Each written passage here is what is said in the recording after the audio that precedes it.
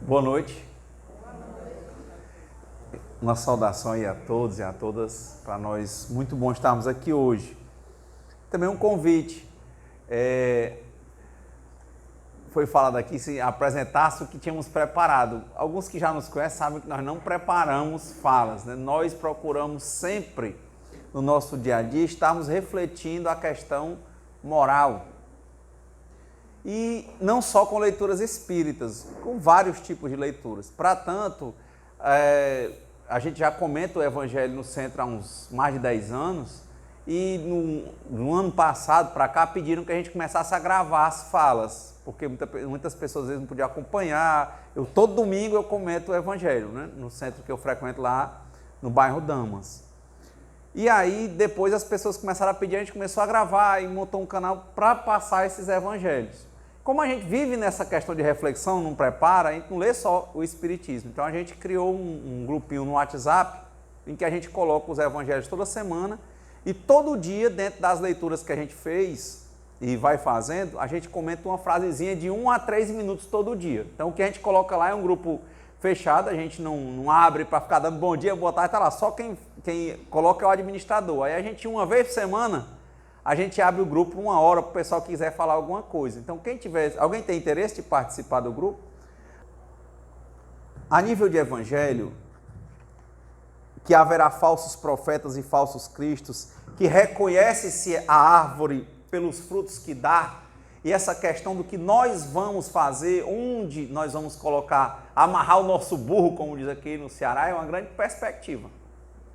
Onde é que nós estamos colocando os nossos pensamentos? Porque essa questão de bom e mal é importante que a gente reflita isso. A doutrina espírita, o próprio Evangelho segundo o Espiritismo, ele não encerra o comentário, nem faz um evangelho novo e nem encerra o comentário sobre o evangelho, tanto que tem a Revista Espírita. No período que o Kardec passou em torno de 14 anos estudando tudo, do dia que ele conheceu a primeira mesa girante ao dia que o Allan Kardec desencarnou, ele era um trabalhador incansável pela quantidade de textos e de mesas que ele frequentava e de textos que ele sistematizava, cartas, escrevendo e publicando. Só da doutrina espírita básica, nós temos o Livro dos Espíritos, o Livro dos Médiuns, o Céu e o Inferno, a Gênese, o Evangelho, o que é o Espiritismo e o Obras Póstumas. Então, só para começar a discussão. E ainda tinha a Revista Espírita, que saiu às milhares de páginas, tudo organizado pelo Kardec, frequentando mesa e tudo. Então, não encerrava. E quando você pega a obra de um homem como Chico Xavier, você vai encontrar passagens e mais passagens do Evangelho comentadas.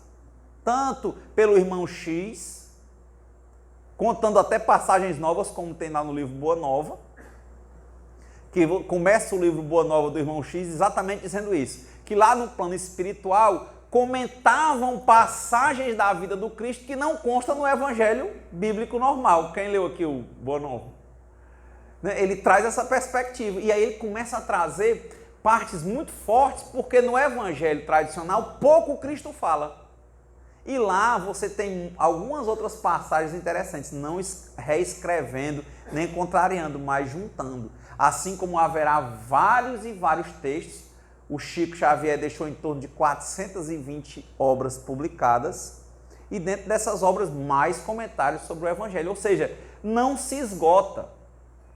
Como diziam os antigos Hermes Trismegisto, em torno de 3.500 anos antes de Cristo, ele dizia que o conhecimento ele chega aos ouvidos do entendimento, porque depende da nossa fase espiritual para compreendermos as coisas. Não adianta chegar aqui um dia, deve ter gente aqui que um dia passou na frente do centro e se benzeu ou achou que era uma coisa que não é o que é um centro espírita, porque não estava o ouvido pronto para o entendimento. E tempos depois se viu se vindo aqui no centro. Quem já passou por isso ouviu alguém assim? Muitos. Então, quer dizer, a quantidade de textos, a quantidade de perspectivas não exaure. E aí é que é importante. Por que quer tratar isso, fazer essa abordagem com esses textos, com essas reflexões? Porque ele está falando de uma dicotomia, uma questão de bom e mal. E ele está falando num período que cabia no entendimento da maior parte das pessoas, mas aquilo não para. Por isso que a obra de Chico Xavier vem. Por isso que outras obras vêm. Por isso que quando o Chico desencarnou, perguntavam a ele antes, inclusive, se quando ele desencarnasse o espiritismo ia acabar, porque o espiritismo é o que é no Brasil. Ele não é tão grande em canto nenhum do mundo como ele é no Brasil. E muito se deve à utilização, por exemplo, da mídia. Claro, depois que o Chico Xavier apareceu no Pinga Fogo, 71, 72, a coisa deslanchou. É verdade? A questão toda, importante, porque como dizia Paulo, vê tudo, mas retende o que é bom.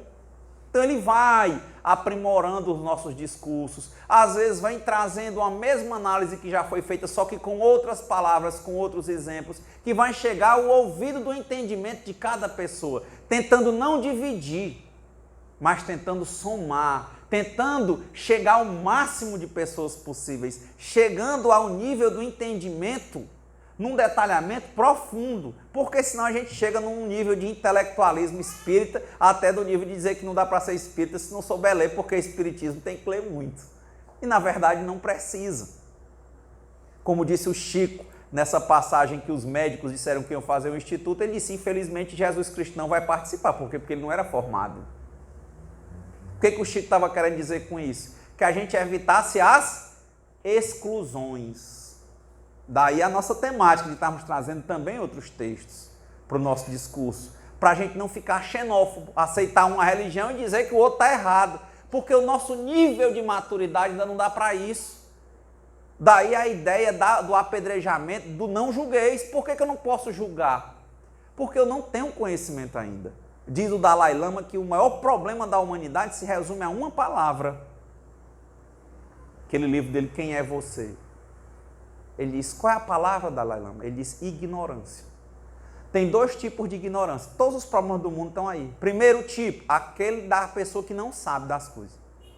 E não quer saber. E disse, mas qual é a ignorância mais lesiva à humanidade? Ele disse, é aquela em que a pessoa tem uma compreensão equivocada, errada, sobre a natureza das coisas e fica repetindo aquilo como se fosse a verdade. Essa é a pior ignorância que tem.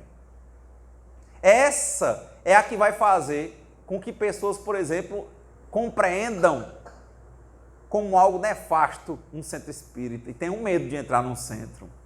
Mas o ouvido ainda não estava preparado para o entendimento. Então nós temos que evitar ao máximo a exclusão. Renato, mas o evangelho não era árvore boa, árvore má. De novo, o problema é cuidado com a comparação, cuidado com a comparação que vai levar à separação, cuidado com a comparação que vai levar a que você é melhor e eu sou pior, ou eu sou melhor e você é pior, porque a partir do momento em que eu faço isso, ao invés de eu me juntar, eu me divido. Ao invés de eu trazer aquele como meu irmão e dar a mão a ele dentro do que eu posso para que ele suba comigo, eu trago para ele um julgamento. Então eu tenho muito cuidado com as palavras bom e mal. Acho muito importante a gente entender que a vida material e aí a nível espírita, o mundo é um mundo de provas e expiações. Então tem situações mais fáceis e tem situações mais desafiantes. Existem momentos e situações dentro de nós que nós podemos compreender e levar com tranquilidade. E às vezes a gente que engoliu um boi se engasga com um mosquito. E não é porque a gente é ruim, não é porque a gente é mau, é porque a gente ainda é imperfeito. Quando a gente diz que a gente ainda é imperfeito, é porque a gente é ignorante. Quando a gente diz que a gente é ignorante, é porque em muitas coisas a gente não sabe, mas tem uma criancinha ferida ali que está com medo de dizer que não sabe, e aí diz que não quer saber. Ou então essa criancinha ferida está querendo se afirmar, não recebeu amor e por vezes se torna escrava da aprovação. Então ela trilhou todo um caminho para mostrar que sabia. Vai ser muito difícil ela chegar para alguém e dizer que errou.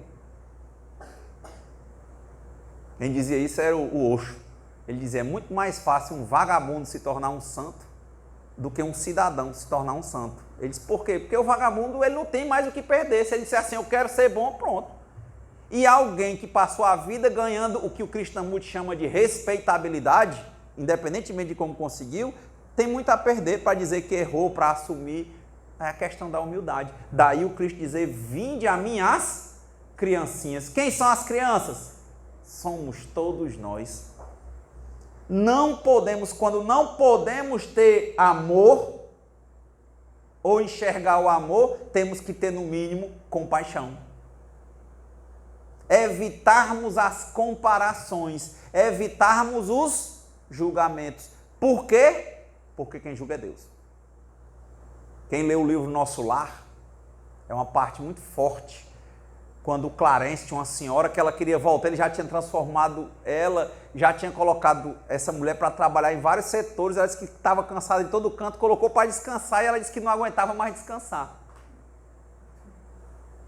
E aí ela veio dizer que ele condenava, ele disse, não julgo nem condeno. E era o ministro Clarence, para quem leu o Nosso Lar.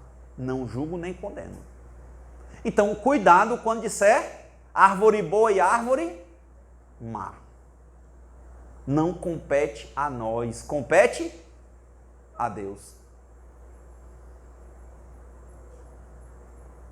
Há uma lógica, uma lei, por isso que a gente falou de Hermes Trismegisto. Na tábua da esmeralda diz que consta a lei de causa e efeito. Que o Espiritismo, quando nós estudamos as religiões mais antigas, você vai ver que ele faz o que? Um apanhado. Ele junta várias perspectivas. Então, muito cuidado. Temos que aprender a olhar sem julgar. Temos que aprender a ouvir o que é o bom e o que é o mal. Escolher qual é o caminho que nós queremos seguir para nós. Mas não mensurarmos isso com relação à vida de ninguém, porque o dedo que aponta, ficam 3 dedos, um aponta para você, 3 dedos meus, dos que julgam, ficam apontados para mim. É muito provável que tudo aquilo que eu critique no outro tenha a ver com algo que eu não resolvi dentro de mim mesmo. É muito provável que quanto mais veemência eu tenha de enxergar grama ruim no gramado do vizinho, seja porque o meu gramado está com problema e eu não quero enxergar. Quem diz isso são os taoístas. Tem um texto muito bonito chamado A Sabedoria do Silêncio. Ele diz, tudo aquilo que você critica nos outros é um resultado de algo que você não resolveu dentro de você mesmo. Seja como o universo. O universo aceita tudo e reflete a energia que mandam para ele. Se você se identifica com o êxito, terá êxito. Se se identifica com o fracasso, terá fracasso. Então, essa questão de bem e mal é sentir para nós qual é o caminho no nosso nível de entendimento que nós queremos seguir e seguir. Passarmos a irradiar e a refletir se é o bom. Não para olhar para o gramado do vizinho. Não para apontar, mas para olhar para nós mesmos. É uma das frases mais interessantes que eu acho do Chico Xavier. Dou aos outros o direito de serem como quiserem, mas eu tenho o dever de ser melhor do que eu mesmo a cada dia, sem querer ser melhor do que ninguém. Esse é um cuidado que nós devemos ter. Não julgarmos, não condenarmos, não nos compararmos, salvo conosco mesmos, mas no sentido de avançar, deixar de estar olhando pelo retrovisor, perdendo a vida do presente, da dinâmica do presente, tentando ser os senhores do futuro. Nós não somos, o passado já passou. E o futuro não está nas nossas mãos. Quem leu aquele livro Os Mensageiros, do André Luiz, ele fala isso, não se preocupe muito com o resultado. O teu papel é plantar e cuidar, o resultado é com Deus. Então, temos que fazer a nossa parte. Temos que tomar muito cuidado com essa questão de olhar para o jardim do vizinho. com essa questão de ficar olhando o que é bom e o que é mal nos outros, porque esquecemos de olhar para nós. Quando na verdade isso tende a ser uma grande fuga da nossa realidade, do nosso presente e uma perda, um desperdício de oportunidade de nos tornarmos melhores do que nós mesmos a cada dia. Esse é o primeiro ponto. E de que é que isso vai servir? É porque se nós tivermos honestidade absoluta conosco e com Deus, seguirmos o papel não da religião, mas da religiosidade, que independe de qual é o tipo de bandeira religiosa, porque religião vem de religar-se. Nós nos religarmos com o Criador, honestidade com Ele conosco. Vamos perceber, como dizia o Pitágoras, tudo vem do 1 e volta para o 1. Do 1 ao 10. O 10 tira o 0 é 1 de novo. Antes eles não tinham os números, era só do 1 ao 10. Tanto que Jesus diz, eu sou o alfa, era o 1, é o A. E o ômega é o 10. É o 1, volta para o 1. Tem uma música linda que no Espiritismo cantam muito, chama-se Um Dia Todos Nós Seremos Anjos. Vamos trabalhar e acreditar que no futuro todos nós seremos anjos. Num planeta onde o amor, somente o amor, unicamente o amor há de reinar. Então o que nós devemos fazer? Olhar para o amor. Como é que nós podemos fazer isso? Pegar o bem, pegar o mal e acolher. Como é que eu acolho? Primeiro, não negar.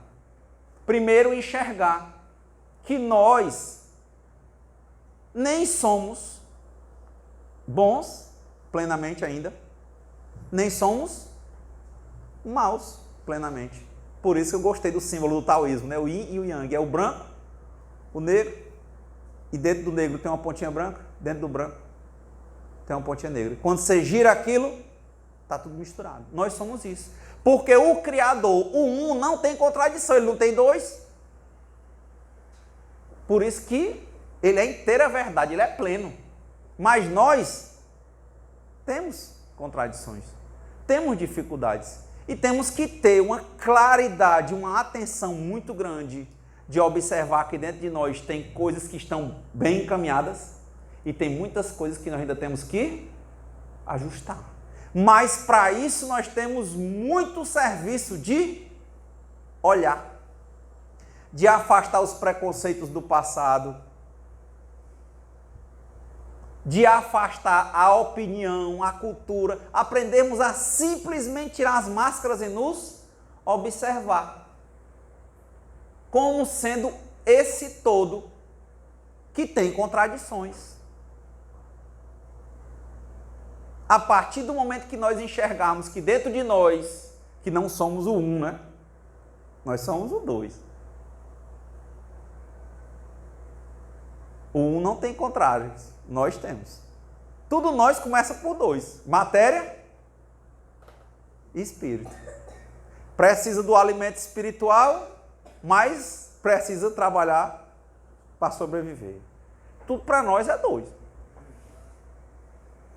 Então não tem como não pegar esse evangelho e fazer uma versão de olhar para nós. Esse evangelho nada mais é do que o universo. Esse evangelho nada mais é do que esse espelho que faz com que nós nos auto-observemos. E se tivermos honestidade absoluta conosco, um interesse real em nos religarmos com o Criador, nós vamos ver que dentro de nós tem bom e tem mal. E não é por isso que nós vamos fazer o quê? Nos matar. Nós não vamos arrancar a nossa própria raiz. Pelo contrário. A partir do momento que a gente encontrar os dois dentro de nós, nós vamos ter a condição de enxergar por onde começar. Quantas vezes a gente não deve ter se perguntado qual é o caminho que a gente tem que seguir? Isso não tem idade, não. Nem tem conhecimento. Não existe isso. Não existe, na verdade, o saber. Aliás, não existe a sabedoria, existe o saber. Não existe a experiência, existe o experimentar, porque todo dia é um desafio novo. Então, o desafio diário é aprendermos a olhar para o espelho, sem negar nenhum dos lados que nós temos e nem ficarmos alimentando ilusões. Aí é que vem os falsos profetas. Ninguém engana ninguém, mas nós nos enganamos, porque queríamos um mestre. Quando o próprio Cristo, quando veio, ele disse o quê? Que todos nós podemos fazer qualquer coisa que ele fez. Bastava que a gente tivesse discernimento real sobre a natureza das coisas. Tanto que ele dizia, diz aquele monte que vem aqui, e ele vem. Andou por sobre as águas, Pedro disse, mestre, como ele diz, vem. E quando ele partiu, ele potencializou a atividade dos, então, discípulos que viraram apóstolos. Não foi isso lá? Questão de Pentecostes. Ele potencializa. Ele está só dizendo o quê?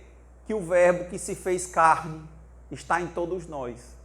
E que todos nós podemos fazer. Por isso que tem Dr. Fritz, Dr. Bezerra, Irmã Sheila. Tem gente dando passe. Tem gente que não tem nem um nome, é um ilustre desconhecido, mas que está aí exatamente ajudando. Não cura, porque o Espiritismo não cura, porque o Espiritismo não traz fenômenos sobrenaturais. Todo o esforço de Allan Kardec foi para mostrar que tudo o que acontece no Espiritismo não é sobrenatural, mas é natural. Apenas tem um discernimento no plano espiritual que é maior do que o nosso. A gente estava brincando outro dia, comentando o Livro dos Espíritos lá no centro, que é como você pegar um DNA. Um espírito já enxergava isso há muito tempo. Hoje um médico vai, um microbiólogo, ele abre, dá um zoom e vê um pedacinho do DNA e troca a cor do olho da criança que vai nascer. Não é sobrenatural, é científico, só que eles já faziam. O quanta, a física quântica, as aproximações energéticas, eles já conheciam. Não era sobrenatural. Então o Espiritismo não vai trazer cura como um milagre, ele vai trazer como um fenômeno natural. Vai trazer a doença não como um castigo, mas como algo que faz com que a gente desperte. Porque muitas vezes a doença do corpo representa o melhor e maior remédio para a alma. Que a alma está dormente. Dormente no baixo ego, no sentido de achar que é o dono do mundo, que conseguiu as coisas porque foi só por ele, não percebe que existe todo um universo funcionando, do qual nós só somos uma parte. Como é que a gente entende isso com metáfora? Foi uma passagem muito interessante quando o Chico foi perguntar a Emmanuel como era o funcionamento do universo. E o Chico começou a explicar, e teve outra parte que foi o Augusto dos Anjos, que foi explicar para o Chico. Ele ia tomar o café e o Augusto começou a explicar como era o funcionamento do universo, que os espíritos conheciam mais. Ele disse que era tanta palavra complicada que ele disse, não, vamos tomar meu café mesmo. E teve outras questões que eles começaram a explicar que o entendimento dele não acompanhava, como o nosso ainda não acompanha. Não adianta querer aprofundar na questão do fenômeno, mas nós temos uma questão que nós podemos aprofundar como razão do nosso existir. Qual é? A questão moral. E só dá para fazer isso com esse desenvolvimento. E quando começaram a discutir e apresentar situações, o Chico olha e diz assim, eu sou um verme. Aí o Emmanuel olha para ele e diz assim, poucos nesse planeta podem se comparar a um verme que foi criado para viver no meio de situações de putrefação, para nós altamente desagradáveis. Em tese não fala, mas ele nasce, se desenvolve, cumpre o papel dele, nunca reclama e no dia de partir simplesmente ele segue. E o ser humano, ele tem todas as condições E, no entanto, ele vive desperdiçando o presente, apegado ao prazer que ele viu no passado, querendo repetir esse prazer no futuro, o que eles chamam de desejo. Desperdiça presente. E quando ele começa a ter pensamentos que se tornam obsessivos, por quê? Porque são a repetição de prazeres do passado. Por que ele repete prazer do passado? Porque é seguro. O ego só quer o que é seguro. Ele não quer aceitar que a vida ela é vibrante, que ela tem polaridades, que ora a gente está saudável, ora a gente está doente e depois saudável de novo. Ele não quer entender que a gente nasce, cresce, se reproduz, se desenvolve e se transforma e depois vem de novo. Ele não quer, ele quer parar. Se a gente não observar que há isso dentro de nós, se a gente não vê que nosso discurso quase que 100% é que as coisas não passem, acabou um relacionamento, quer se matar. Foi despedido do emprego, a vida se acabou. Está com uma crise com o filho, não dá mais certo. Descobriu que está com uma doença grave, entra em depressão. Não percebe que a vida é movimento. E se apega ao conhecido, que é passado. E aí se torna vil. Aí é uma árvore que dá mau fruto, porque daí vai gerar um pensamento obsessivo, e do pensamento obsessivo vem as atitudes compulsivas. O que a pessoa faz? Vou beber para esquecer. Começa a tomar atitude de fuga. E chega um momento que percebe que beber não resolve. Que fugir pelo relacionamento doentio não resolve. Que fugir pelo sexo distorcido não vai resolver. Aí dá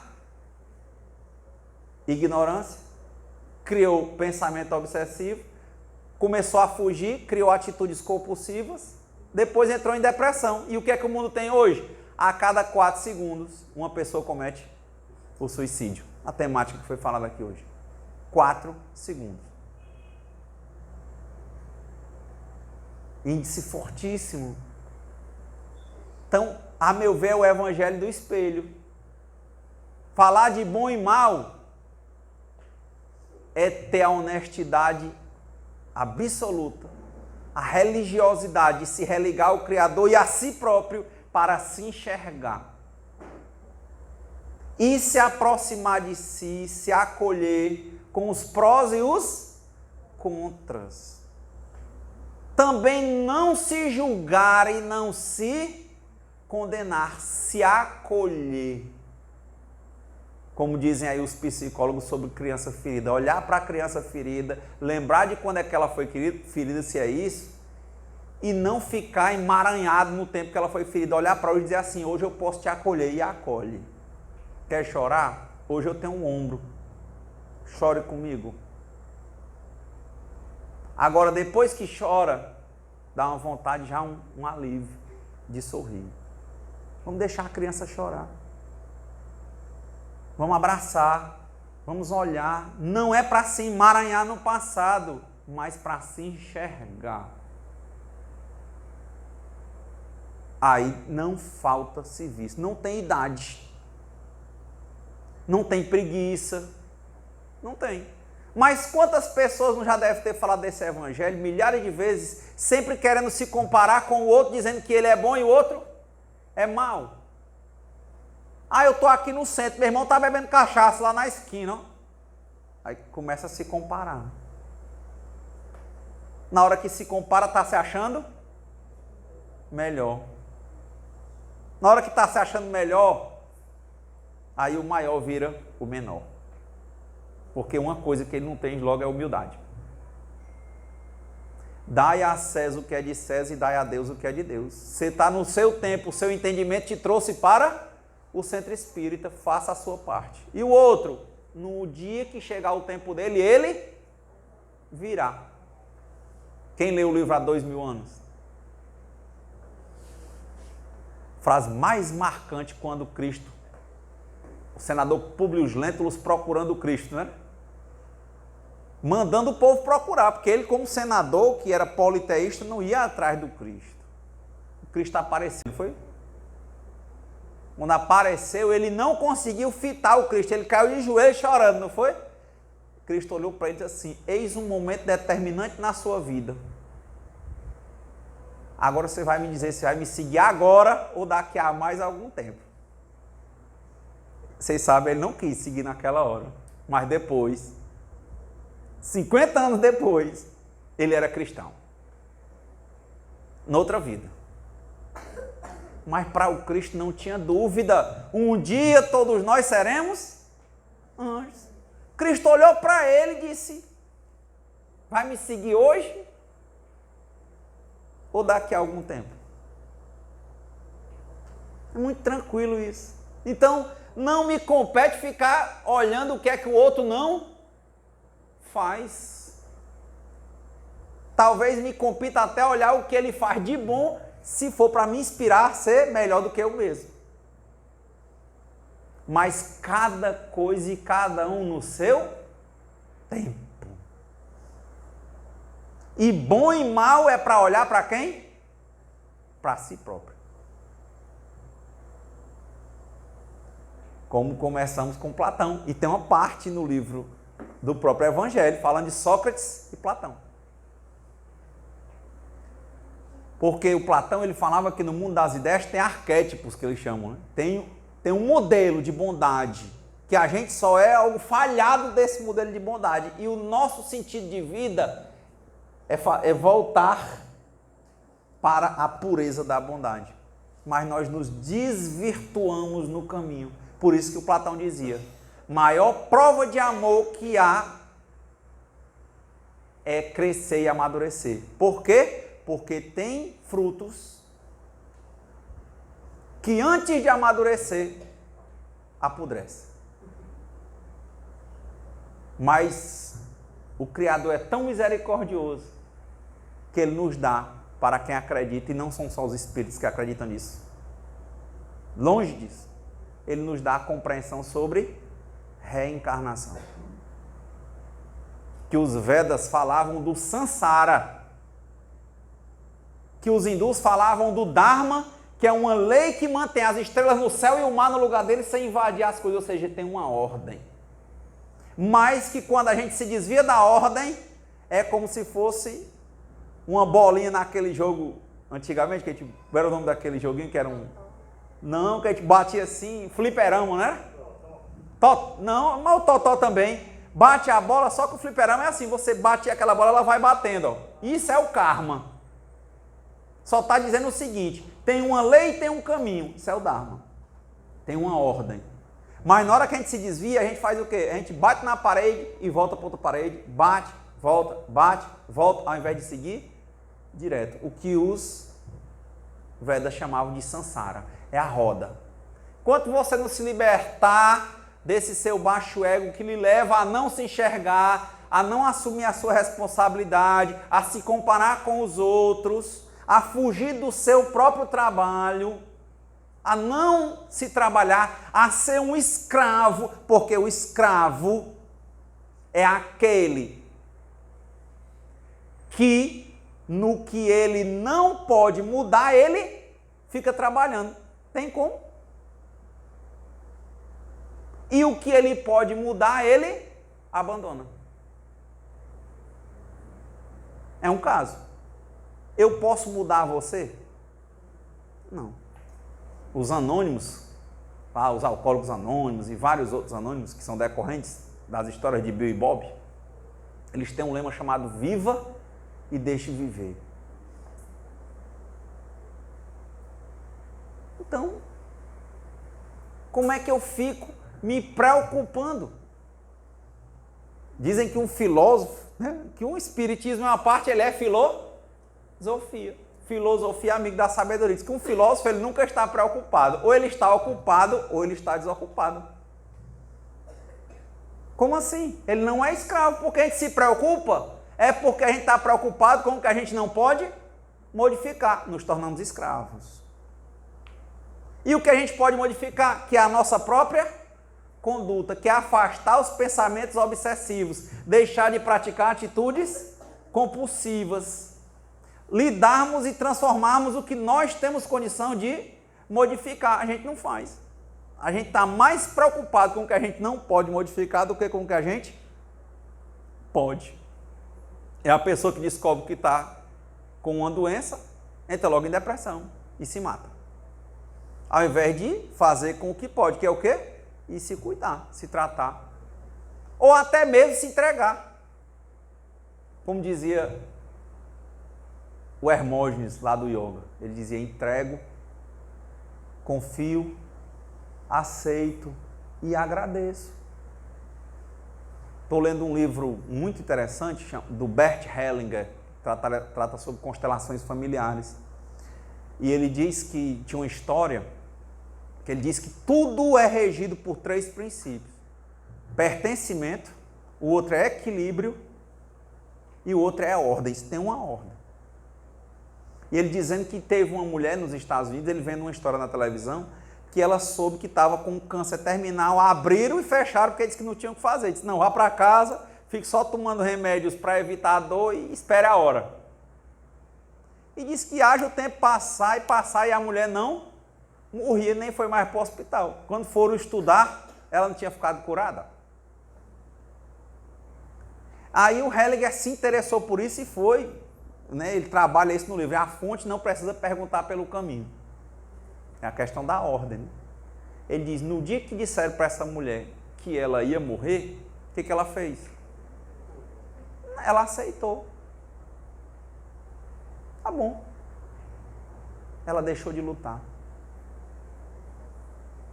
É diferente se cuidar de lutar. Porque quantas vezes a gente está doente e está com raiva porque está doente? Isso é uma escravidão, é o que a gente não pode mudar. O que eu posso fazer se eu estou doente?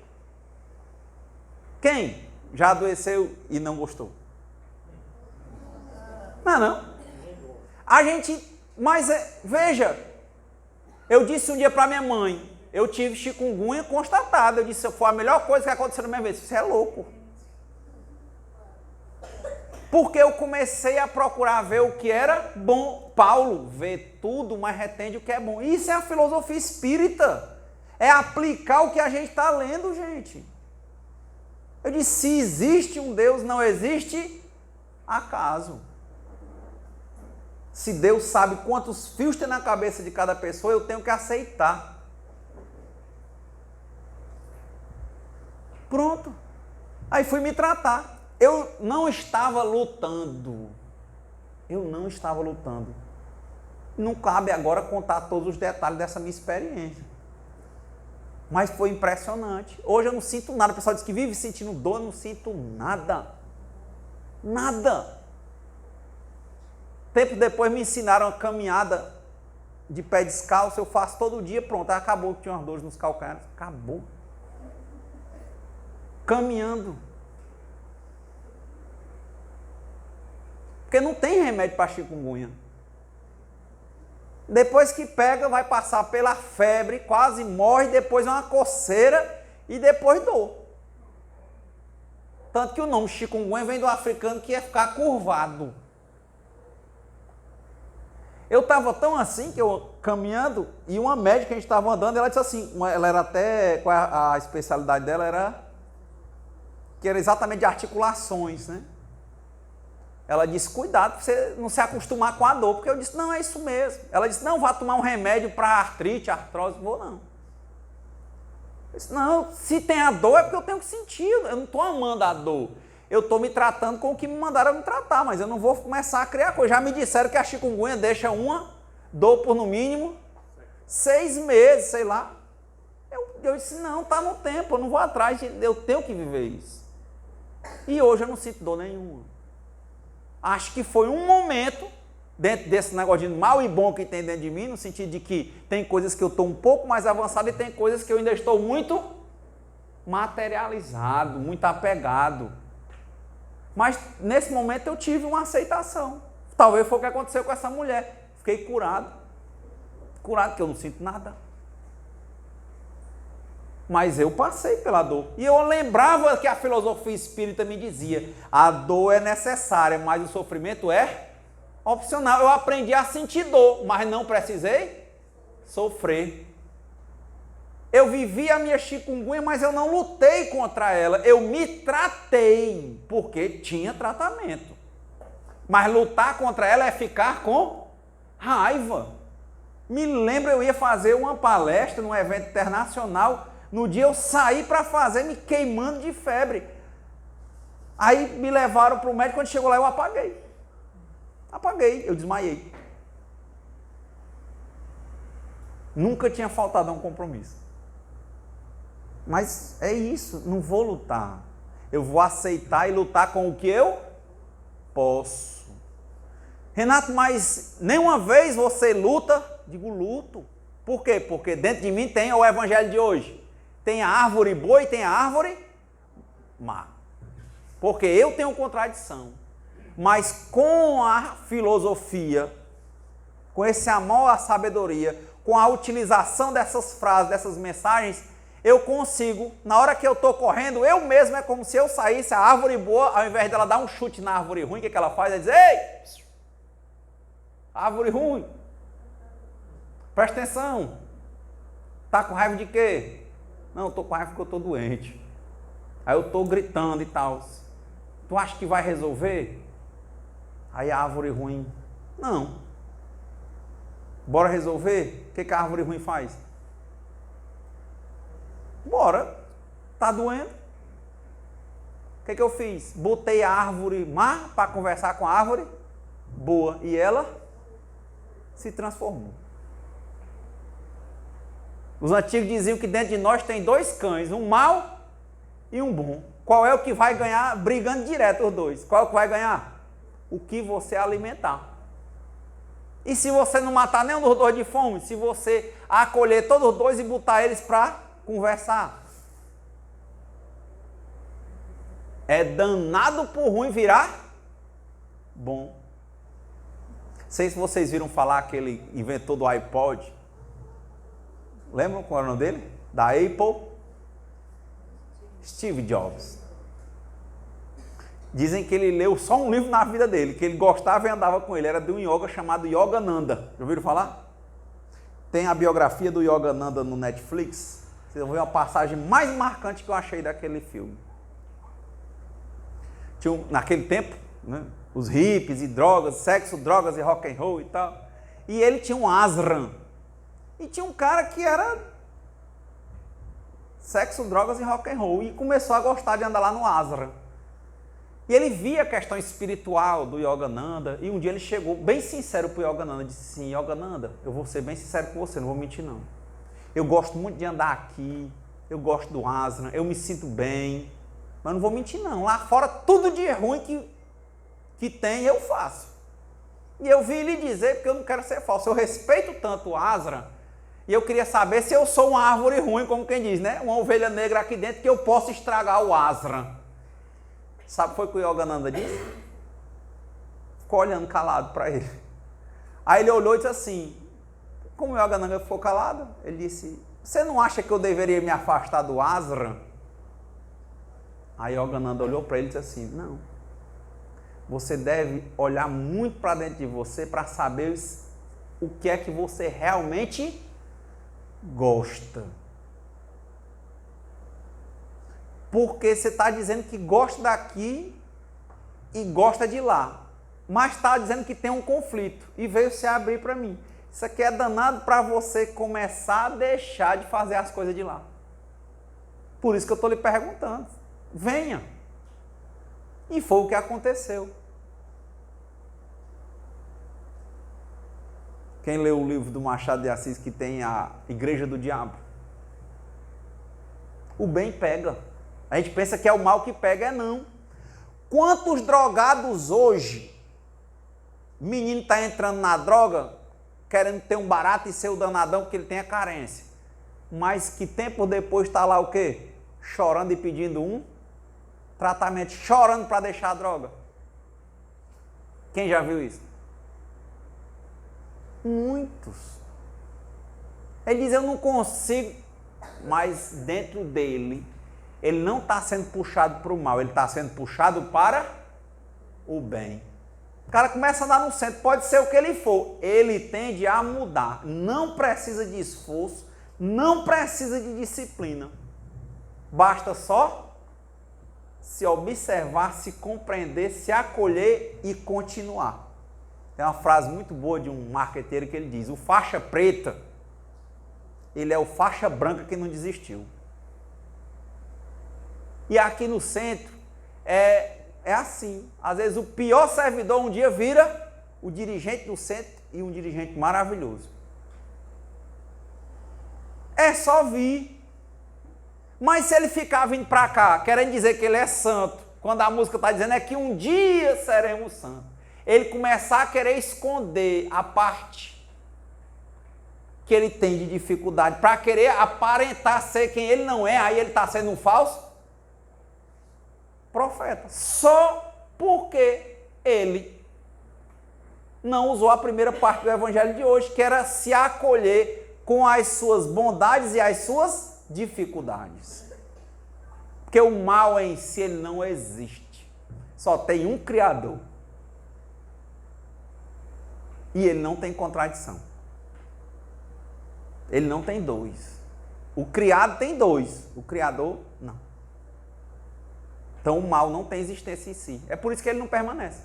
Tinha um programa, para a gente já ir concluindo, dado o tempo, que era Porta da Esperança. Lembra do Silvio Santos? O que era mais comum, filho danadão, brigou com os pais, foi embora. Um dia ele quer voltar, porque tem um senso de pertencimento dele. Filho que foi adotado, pode procurar, ele sempre quer saber quem são os seus pais. Ele tem uma noção de pertencimento e ele tem que honrar mesmo, tanto os pais adotivos quanto os pais biológicos. Então, concluindo o evangelho, espero estar sendo claro, mas dizer árvore boa e árvore má é ver um espelho e olhar para si. Dizer que tome cuidado com o falso profeta, quem é o falso profeta? Sou eu. Quando eu quero dizer que eu sou sem contradição, eu não sou o Criador. Por isso que dentro das várias interpretações do Cristo, eu acho muito bonito, quando ele foi lá para o Monte das Oliveiras, sentiu que ia ser entregue, e a Bíblia diz que ele fez o quê? Foi orar e suou, foi sangue. Que o Quevedo, né, diz que fez uns exames, aí diz que quando a pessoa realmente tem um tipo de nervosismo tão grande, que você sua tanto que os vasos se abrem e a pessoa sangra. Ele disse, Mas ele disse, Pai, se podes, afasta de mim esse cálice. Mas, olha o que é o aceitar, o que é não lutar. Seja feita a vossa vontade antes da minha. Ele faz a parte dele, ele pediu. O não ele já tinha. Mas quando ele desce que já veio os soldados, ele entendeu. O que ele fez? Ficou calado. E eu concluo o evangelho com a passagem de João. Que quando ele foi entregue, foi para cá, para lá, levaram para Pilatos. Só em João que diz isso, dos 4 evangelistas.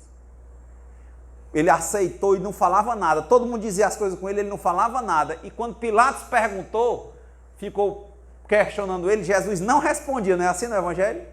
Pilatos olha para ele e diz assim, você sabe quem eu sou e o poder que eu tenho? Porque ali Pilatos era mais do que Herodes. Ou seja, eu tenho o poder de te dar a vida, te dar a liberdade ou te matar. Não foi isso não que ele disse? Te prender, te açoitar. Aí Jesus levantou a cabeça, olhou para ele e disse, tudo que está embaixo, só está embaixo, porque meu Pai, que está em cima, permitiu. Aí começou a responder.